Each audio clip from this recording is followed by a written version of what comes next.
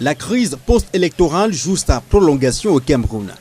Loin des discours haineux et des manifestations sur le terrain entre protagonistes politiques, c'est une initiative noble qui est menée dans la ville de Douala. L'idée est donc ce geste humanitaire émane d'un collectif de syndicalistes, d'enseignants et des acteurs de la société civile, notamment le docteur Aristide Mono. Les bénéficiaires sont uniquement les prisonniers politiques. La prison de Ngoma constitue la première vague. Je voudrais simplement dire que l'action que nous avons menée, n'est-ce pas, et que nous continuons de mener, est une action qui s'inscrit dans une démarche purement humaniste et qui rappelle la solidarité africaine. Nous nous sommes dit que relativement, n'est-ce pas, à la crise post-électorale qui joue les prolongations, pour ce mois de janvier, nous devons retenir 35% de nos salaires pour apporter de l'assistance à ces enfants. De l'eau minérale et du javel, des paquets garnis de tapioca et de sucre, ainsi que du pain.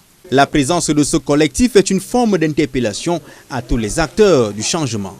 Ceux qui à un moment donné ont cru en la démocratie, de penser, n'est-ce pas, à ces enfants qui sont majoritairement incarcérés à la prison de Ngoma. Si les autres prisons, les autres responsables pénitentiaires nous ouvrent leurs portes, nous allons, n'est-ce pas, prolonger nos dons, tous nos remerciements, toutes nos félicitations aux régisseurs de la prison de Ngoma et à l'intendant. Cet élan de cœur s'inscrit dans une longue démarche pour impulser le changement sur le plan sociopolitique au Cameroun. Avec la campagne des inscriptions sur la liste électorale, le docteur Aristide Mono avait inscrit, et il y a le mouvement Inscrivons-nous d'abord, et avec la campagne électorale, il a initié le mouvement Carte jaune.